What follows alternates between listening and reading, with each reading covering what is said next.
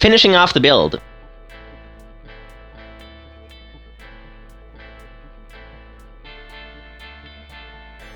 In this series, we're going to demonstrate how to build a computer without breaking it. Building your first computer can be very intimidating. Like, oh, okay, I don't want to break this thing. What am I doing? I got to make sure I don't do it. Like, I got to make sure I, don't break anything, stuff like that. Well, if you're feeling intimidated by building your first computer, then I understand. For these videos, I brought in somebody who knows a whole lot more about computer building than I do, who has a lot of experience. So how many computers have you built in your building? 30 or 40. 30 or 40 computers? Yeah, I built the 2 I had for work. So if anybody would know what to be careful of, how to not break a computer, it would be him. And speaking of knowing, this guy knows a lot about computers. Every so often it comes out. I think there's 512 shaders in the 2400G. Is that what there is? Or is it 768? I'm trying to remember. Because I don't know, but it could be. I think he's fairly new to doing YouTube, although... This is the ASRock B450 model. I have no idea what it costs. He does that pretty well. Please welcome Brian.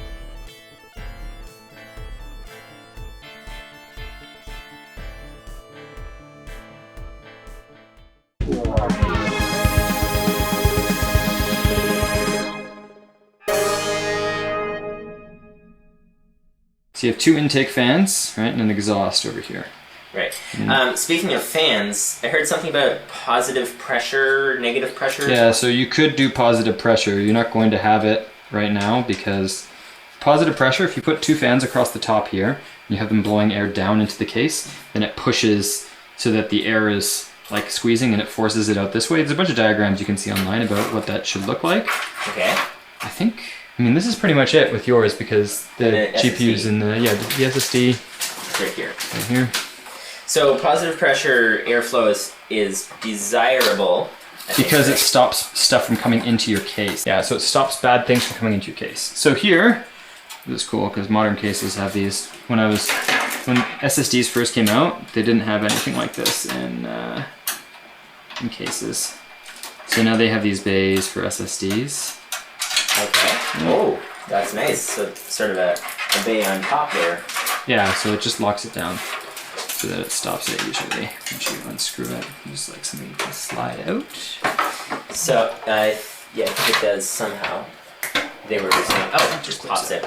And then you gotta screw this in. You can do that for me. Okay. While I get the power supply set up. So it looks like you put this way. Alright. And then you just, I just dropped that. What was that? It was the mounting screw for it. Where did it fall? Is this it? No. No, that's not it. Okay. That is not it. No, that's fine. I'll find it. Oh, is that it? No. No, that's something else. I'm just trying to place upside down. Alright. There we go. Found it. Done. Okay. Alright. So what exactly is positive pressure then? It just means that that there's only one exhaust and everything else is keeping air in your case, and that stops things from being able to go in that you don't want to go in. Negative pressure allows everything to pull into your case from everywhere, and that's way way worse for especially with animals, because you'll get your cat case full of fur before you know it. Okay. But but I mean, I've seen comparisons though, and like the difference in airflow doesn't seem to be ridiculous. It's pretty minimal, let's say. Okay. Yeah, but okay. That's good to know. But I mean, there's nothing crazy you're cooling here, so it's not really going to be a big issue. So if you had like a 1080 Ti or a Vega 56 or something. Yeah, then even still, it probably would be okay. So you have chassis fan 2 and 3 down over here. Might as well put them. So your intakes are going to be your chassis fan 2 and your chassis fan 3. I really don't like these cables because they have these. What's it called? Yeah. Is this one? Is it going in too tight? Is it gonna? You want to screw the bottom more than bottom. anything. Okay. See those plates in the bottom? Okay. I don't think you need to do the side. You can do the sides if you want. But all right. The 4 on the bottom is really all you need. The hard drive's not going to move all that much. And that's the right screw? What's that? That's the right screw then? Should be smaller ones sometimes. Okay. I have to find them somewhere. Would that be in the case or in the... It should be in the little baggie, one of the little baggies. Okay, the one thing that we gotta hook up here is these. So these determine your LEDs, your lights in the front of your case, and your USB ports. Okay. Typically. Is there a USB one? So the screws, would they come with the case or come with the SSD? They come with the case. The SSD doesn't have any. Okay, so this... Oh, side again. Let's do the bottom. So there's screw holes on the bottom, apparently, as well as on the side. Yeah, you can use either or. Alright. Depends on the configuration, whether or not you want to use one side or the other. Alright. Yeah, that's it. I'm just wondering for this, the way it mounts. Does it mount this way? Or this way? Maybe it is better to put the side ones on this just because if it bays in that way. Yeah, actually use the sides. Alright, let's Sorry about that. No problem. It all depends on the case configuration. Both exist for you to have versatility. Okay, so this is your USB.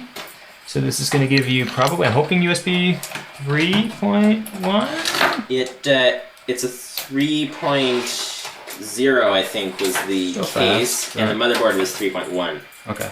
So yeah, so it'll slow it down a little bit. And then you have your USB right here. This is an older form of USB. So you plug that in down here. That'll give you 2 ports as well. There we go. And then these here are all your LEDs. And your audio. Where's your audio?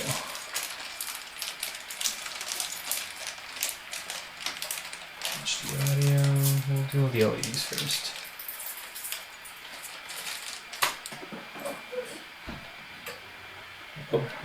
This one has really big threads. Positives that way. Something interesting I just noticed, for those of you guys who are wondering, there's different kinds of screws. This one is bulged on the top, whereas the one that had smaller threads actually had a ridge on the outside.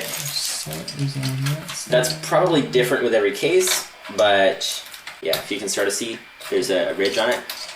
It's probably different with every case, but just get an idea how your case works. Power button.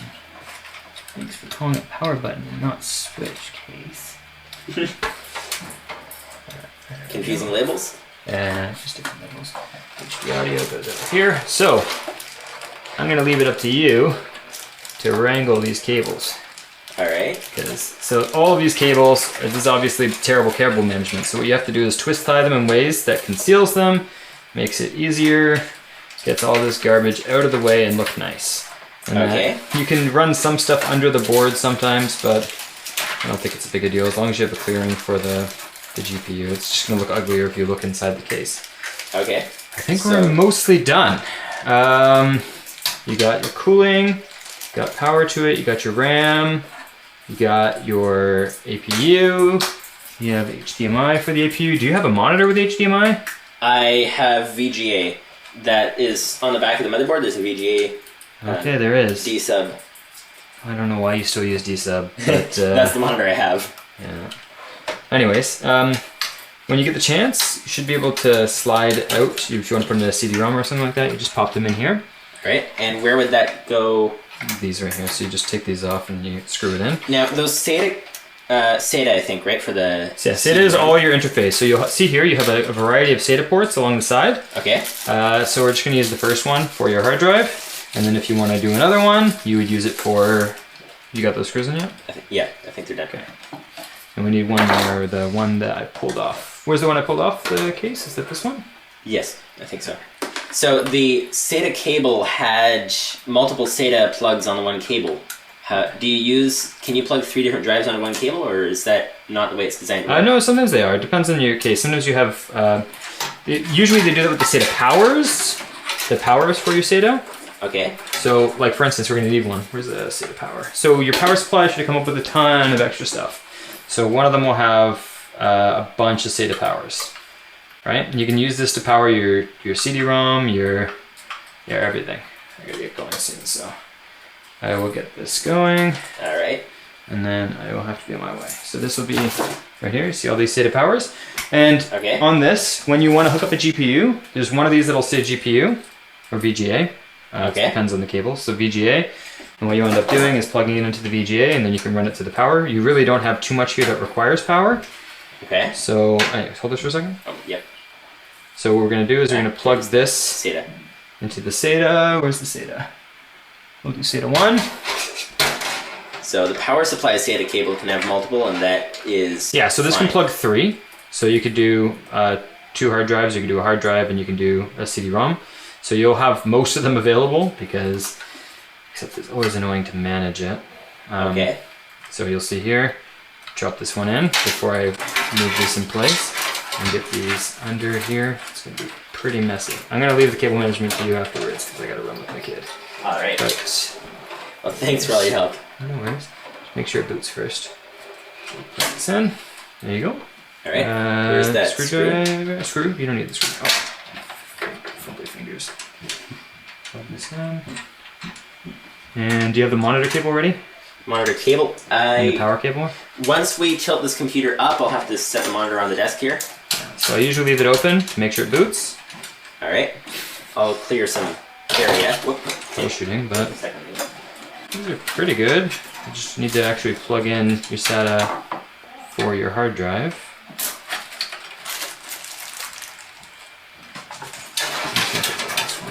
I might have reversed the SATA, but it's just don't have much overhang over here for it. Fine, I'll switch around. So anything I should know when I go to install the DVD drive? No, it should read it right away as long as you do it via SATA. Okay. And the usual thing about static and stuff applies, right? No, you're not gonna. There's nothing exposed to be shocked on any of that. It's a big deal if it's exposed, right? But there's nothing exposed on your CD-ROM, you know, and nothing's even exposed right now. So, and there's no power running through anything. So, you're fine right now. So the static shock is more for installing the CPU and pretty the much RAM. it. Okay. Or like if you are adding a water block to your GPU or something like that, then yeah, that's another case where you might care. But good to know. Good to know. these are always the most annoying. I wish they would do it the other way. Okay, so we got hard drive, SATA, all of that gibberish. All got right. your ports in, ship, fans are hooked up, terrible cable management. You'll have to deal with that later. All right. Just making the cables look nice, binding them up, getting them out of the way. You know, if you feel the need, you have extra SATA power here, I'll just move that one in there for your Is there CD-ROM. anything I shouldn't unplug or unplug in sequence or something when I'm rewiring? When you do any wiring, first thing you should just do is just flip the switch on the back of the power supply. Okay. There's no power coming, there's nothing that can hurt anybody. Nothing that can ruin anything. A couple of screws on the ground. Yeah, you get those. That's fine. Here. So these are your case screws. Okay. There's this one, there should be one more somewhere. They haven't left the room. So those are your 4 case screws that I put your 2 sides on. These are three case screws. If you need access, you can see the motherboard's right here. Everything's fine. Motherboard's coming up, not unusual. It's just because there's the match for the case is a little strange, but it's fine. Okay, now power. Power cable on the power supply. Power cable. Yeah. If I can get past you over here, while you're doing that, I'm gonna get the monitor ready, get it in place. Can't believe we're hooking this up to a CRT. We have quite a mixture here of new technology and old technology. The monitor around here, as long as it works, it works. Yeah, that's not where I do things. Okay. There we go. Where are you gonna plug this in? Oh, that's the monitor? This is the monitor, yes. There we go. Okay. Okay. Plug the monitor in. Over here. Do you have a USB mouse and keyboard? I do have a USB mouse and keyboard. So here's the monitor video cable. Okay. And so I can plug the computer in now. Yeah, should be fine. Alright.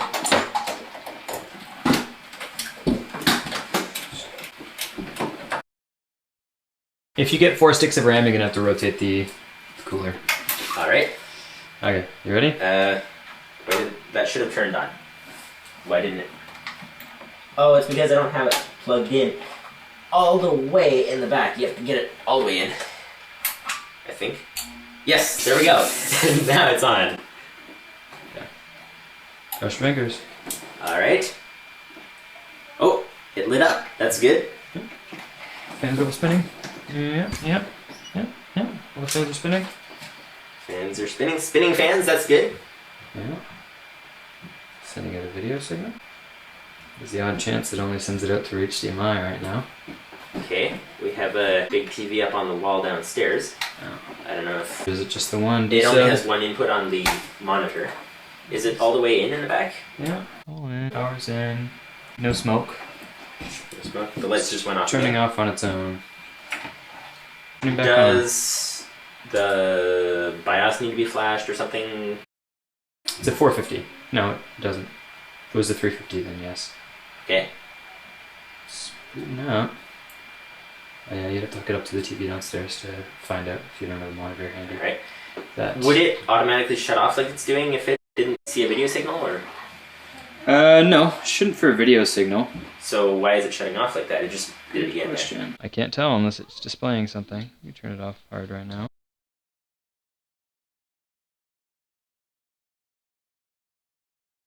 Okay.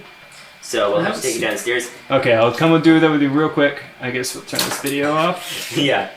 See So how this goes. unfortunately we can't take the cameras downstairs, so we'll have to see if it works. And then I'll come back when I go to install the Okay, free the power up. the extra CD and stuff. Free the power up?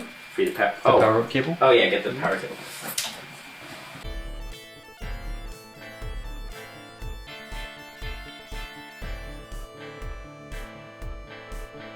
So, quick recap of what happened since the end of the computer build until now. So at the end of the last, let's call it assembling the computer build video. So at the end of that one, we plugged the computer in, turned it on, nothing came out of the screen, and after 10 seconds it restarted itself and kept doing that.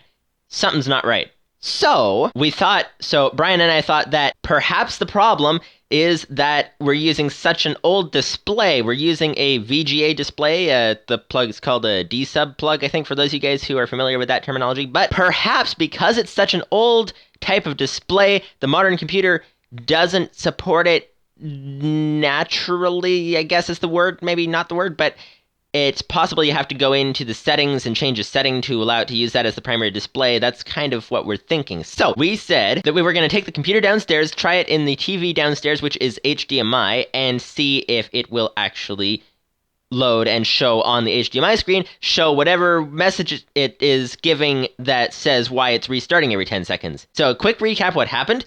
We weren't actually able to use the screen downstairs because the room was busy, so we couldn't actually use the screen. So we took the computer back into the room here and did a bit of tinkering with it and stuff like that, and ended up not fixing the problem yet, but we did encounter a couple of other issues. And sorry, I keep looking down at the computer that's over there, so that's why I keep looking down like that.